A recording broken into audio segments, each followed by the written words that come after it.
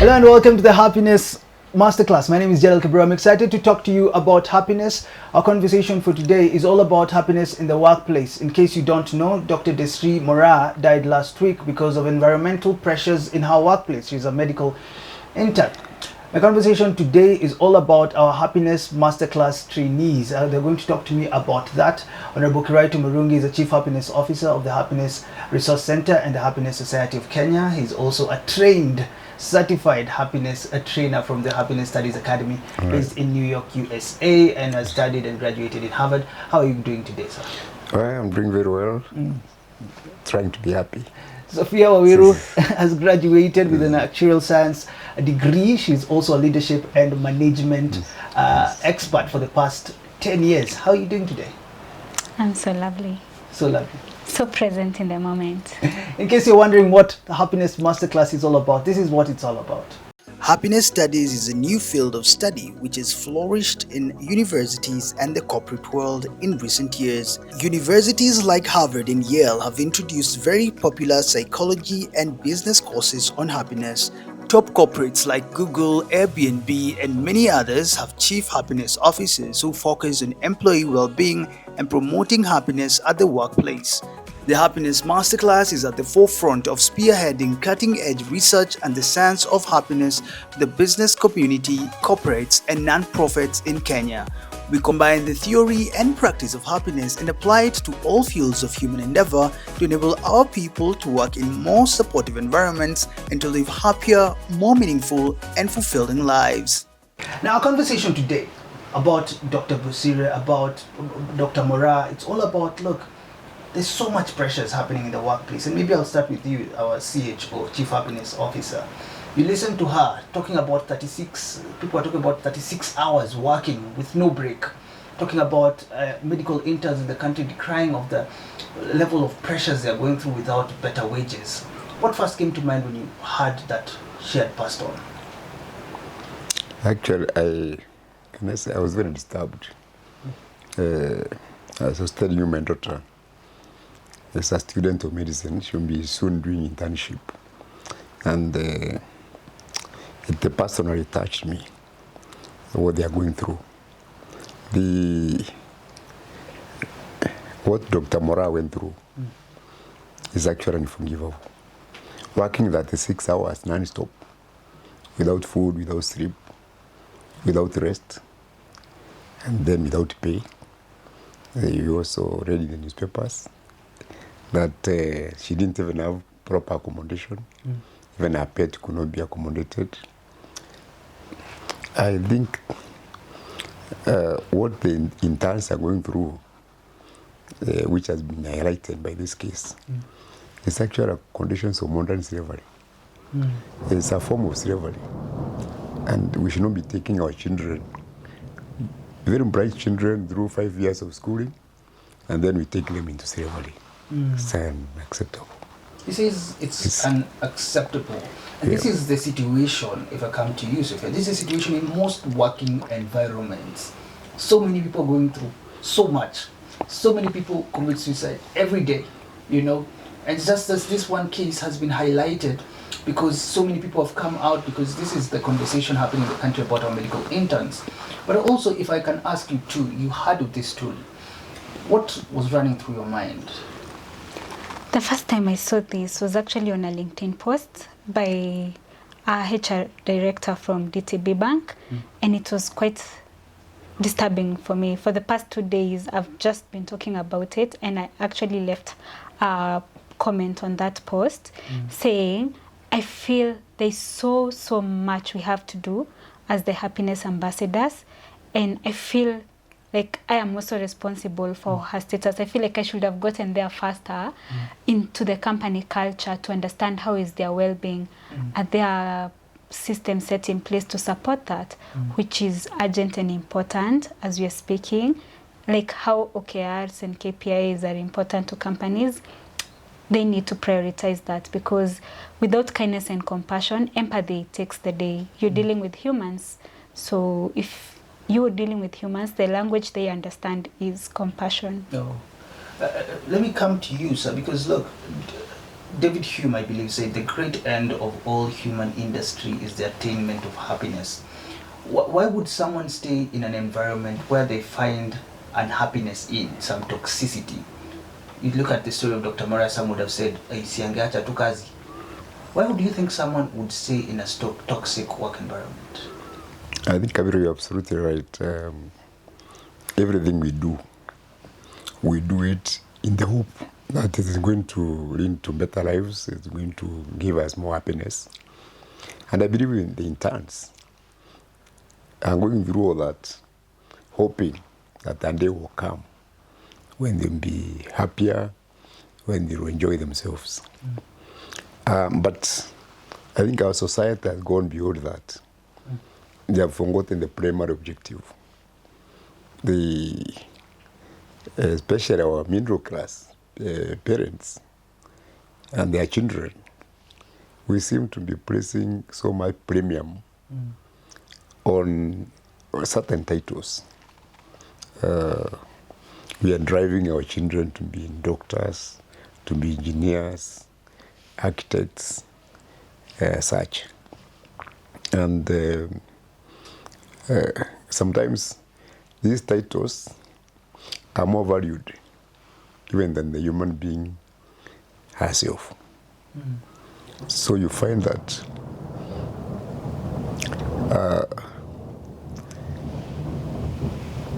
I have many friends, some whose names I don't know, but I know it is engineer, or I know it's doctor, or whatever.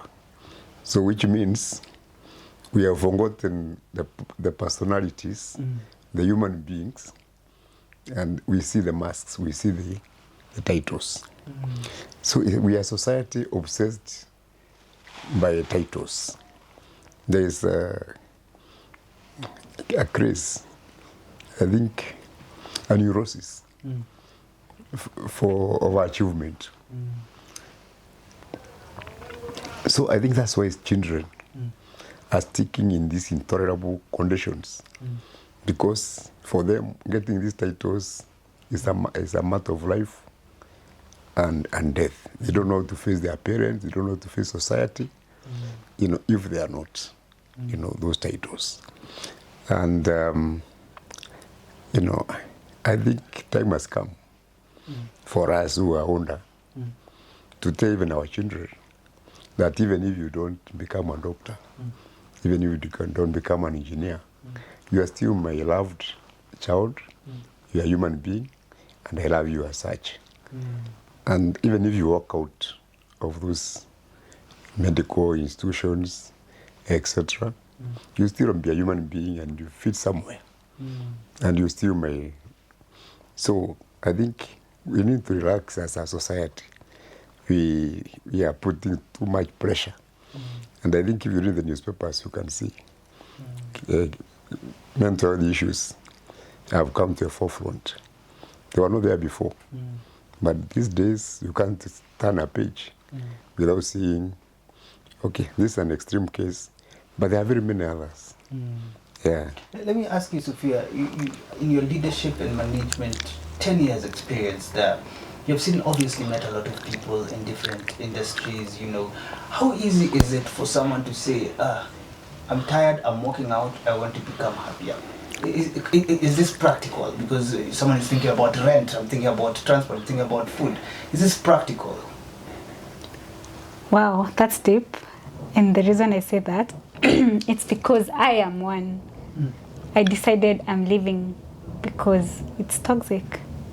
I decided to create my own universe out here, and that's why I talk about happiness. I went through depression a couple of times while in corporate, and it was all because of external factors. One, I faced failure and rejection from other employees, and people will be against you just by being you for sheer audacity. So you'll find that we are all run by value systems, and the work of companies is to support the value systems. But what happens? The value systems are forgotten. Like my value systems are integrity, fairness, authenticity. how does the company support individuals to do that? And that's why right now I'm doing workshops and we are doing this master classes plan to support this, because we need to understand humans are humans first. You need to cater to them as humans so that you can have greater results in the company. It's a win-win situation. If I am doing well in my well-being, it's a no-brainer. We will double the results at the end of the month or the OKR. So change is needed and it is time. It's the reason we are doing that right now. What do you do? What do you do, sir? What do you do if you find out, look, I'm not happy where I am?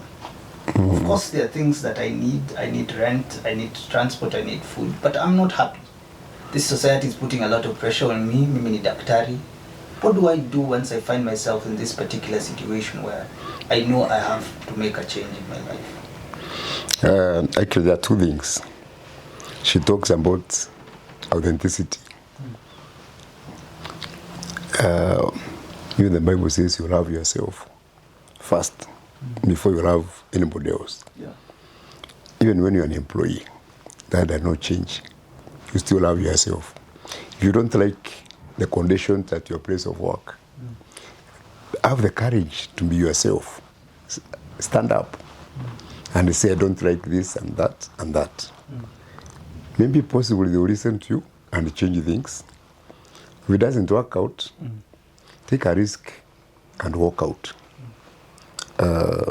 Who knows about tomorrow? You might get a better job somewhere else. You might find opportunities for business. The Bible says, knock, knock, and keep knocking. The door will open at one day or another. Yes. Sophia, you seem to be happier now that you left the place where you were. Is this the case? Are you happier that you decided, look, I'm making a change in my life? Tell you what, I will say a big yes, because mental health is so vital. So currently we are stuck in the matrix. We are all running. Why are we running? It's the hustle culture is what is killing us. So because we've been brought up in a system of conditioning that you need to go up the ladder, but where does it come back home? I attended a TED talk where there was a fisherman and there is a guy who's come for vacay. So the guy who has come for vacay is telling the fisherman, why are you lying down? You should be fishing more. So he goes like, why do I need to fish more? Then he tells him, so that you can get more fish and make more money. Okay, fine. If I do that and then I get more money, what will I do? You can hire people who can have boats and you fish more. And then what? So it came back to, he told him, so that you can lie at the beach. Do you get it? Yeah. So what's the point?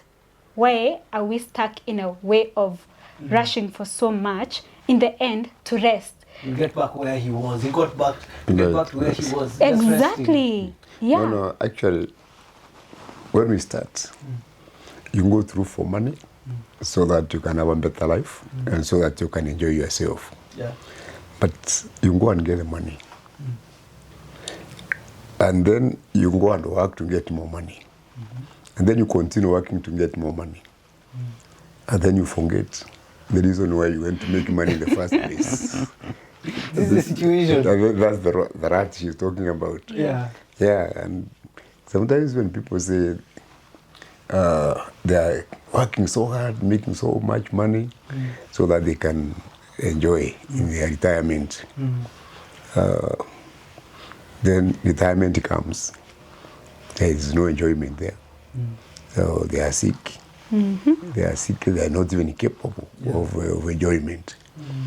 Then they are comforted by the bishop. Tells them, There's enjoyment in the next round. you'll go to heaven. But look, you're looking at this situation now.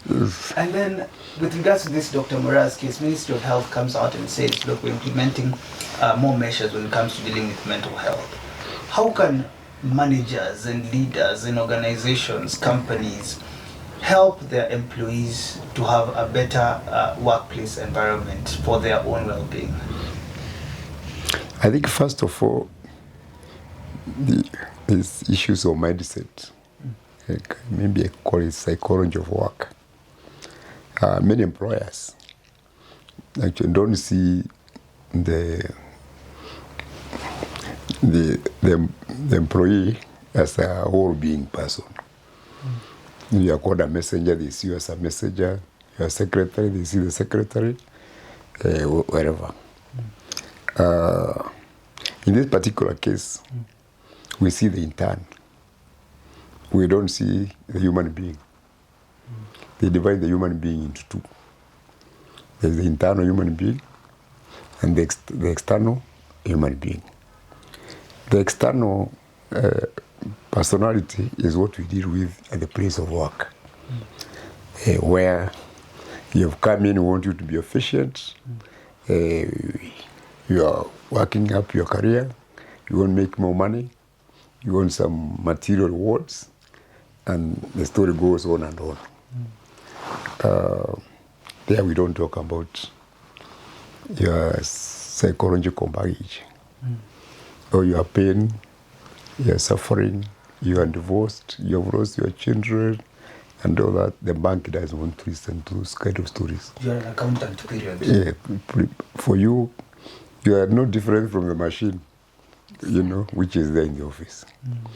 But in reality, we really can't divide a human being. That person you call the worker is also a human being. It's a human being who has come to work. He has left a family at home. He has some other internal challenges. He has his personal struggles. And you can't say, leave them at home, and then you come now as a logical human being without emotions. And I think until the employers start seeing you as a whole, as a person, you know, carrying certain burdens, and they help you maybe reduce the burdens on your back, then you can't be an efficient worker or employee. And I think this is what's happening in this Mora's case. They focused on the intern and the surgeries. Did not ask whether the intern has eaten food. Didn't ask whether the intern has slept. Did not ask whether the intern, you know, under arrest or all that. So our humanity was completely submerged in our work. So what is the danger of an organization having people who are still there? You know, the sad state of Dr. Mura is that she's gone, but people who are still there, and they're like zombies in the workplace, coming in, clocking in, clocking out. What is the danger of that in an environment? First of all, the results that are expected to be delivered won't actually be delivered because there's minimum output if you're not in a good state. It's so easy to miss, and this is a very delicate field. I wish it was even something not to do with humans, because it's so easy to make an error. You're not okay, you need to rest, you need to recover. If you're not doing that, how are you giving out the right medication? It's actually a risk in itself. That is so worrying. So worrying.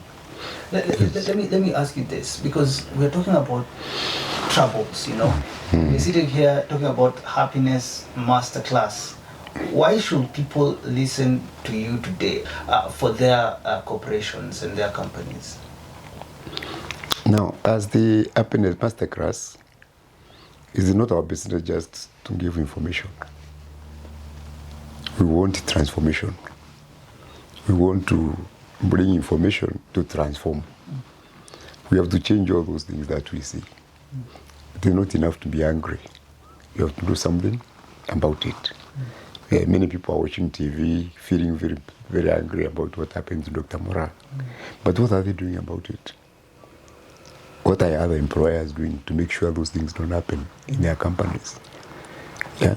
So what we in the Happiness Masterclass are doing is to be proactive. We want to challenge the hierarchical structures that we see within our businesses, within our organizations. Do you know these things some of these systems have never been changed since the colonial days. What do you mean? Yeah, even the way hospitals are run. Yeah. The way Kenyatta Hospital was run by the colonial, by Wazungus in the colonial days. The same structures are the ones which are running even today. Where one doctor who managed to go through school before the other one, becomes the etc. The other one becomes the boy. And I think time has come for us to challenge and change those structures. We need to create safe psychological spaces within our employment, where employees can feel free to talk about their problems, where they can engage, where even if they have some new ideas, where they can inject them into the system. And I think that's where we are failing. So we as the Happiness Masterclass, and this is a subject which has been studied. Look at companies like Google. They don't have this. They are very, very successful. But you will not find them with bosses and layers of bureaucracy. I think one of the things we are doing as the Happiness Masterclass is to bring in expertise to change the business culture in the country so that we don't have, these colonial structures with the results that we have seen. For corporations thinking, how can I bring you to assist me? What would you tell those corporations thinking, now it's the time that I'm thinking, I'm so confused, these people are here, I don't know, they are zombies. How would you address the situation? Thank you for that. I think one of the key things that stand out is when companies get to undertake employee surveys or the net promoter score. So it's always the employee is the first customer. You may think the first customer is the one who you're serving the product that is going to the market. The first person you need to serve is the employee, and that is where it all begins. So if your first customer is the employee, you need to make sure they're satisfied, because that is the satisfaction survey, the engagement survey, to see how is my employee doing? Are they in a position to deliver results?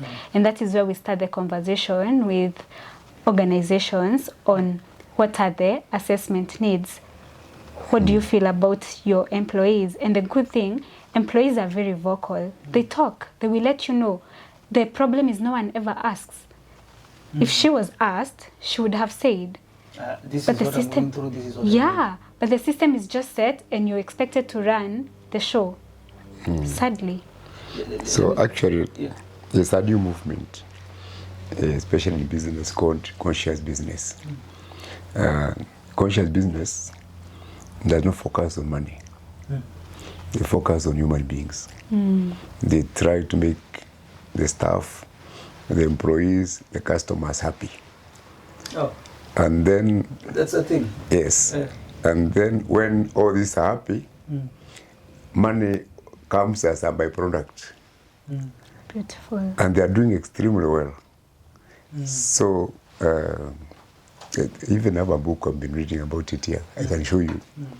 So I think that's the movement we need in this country, of conscious business, where the human being as the primary factor of production is given the value that we should. Right now, the focus is on the product, the money, the systems, etc. But these things will not happen until you take care of the human being. There's someone who was telling me we are too naive or maybe too innocent to think there are people who actually care about other people. There are corporations that are thinking we are making a lot of money. Why should we care if one person dies, if you are sad in the office, and we're making billions? Why should I talk to this Happiness Masterclass and we're making some good money? Yeah, it's a question I asked the professor yesterday from Happiness Studies Academy. That part about we are Africans right here, ourselves.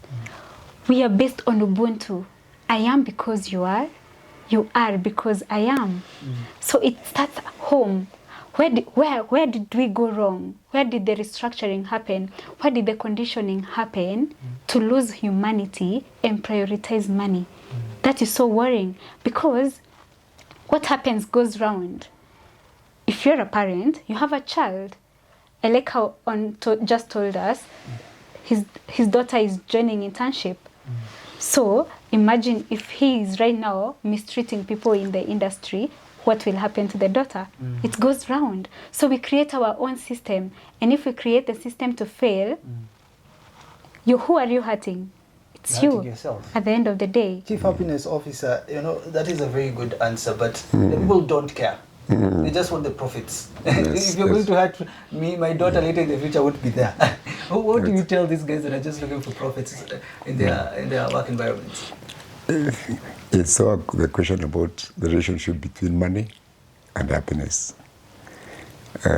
Because what are profits? Isn't it money? Yeah, and the first thing to know is that money can never be enough. Those people are just chasing a mirage. It will never be enough. They'll be working, and most of that money will end up with the doctors.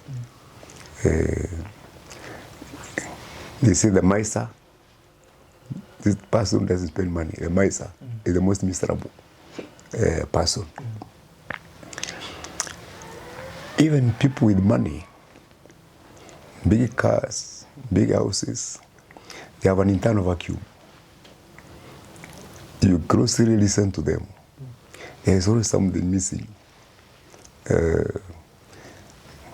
And what is that? They are not satisfied. That's why they are searching. That's why they are looking for more and more. And that is where happiness comes in. Those guys are lacking in happiness. And what we need is for them to really appreciate even the psychology of money. Many of them don't understand the relationship with the money. You cannot replace happiness with money. Money cannot buy happiness because happiness is not a commodity. Money is a tool for facilitating you to live a better life. So saying you're making money and you don't care, my friend, you're lost. Well, even before we get to you, you can probably get to us. Talk to us through the numbers down below. If you want to know more information about this, the website is down below. You can talk to us, you can write to us. So that the worst thing you can ever want for your organization, I believe, is bad reputation with regards to how you treat the people who work for you. This is something we want to cure. Thanks for tuning in. Have yourself a lovely rest of your day. Have a happy time till we talk again.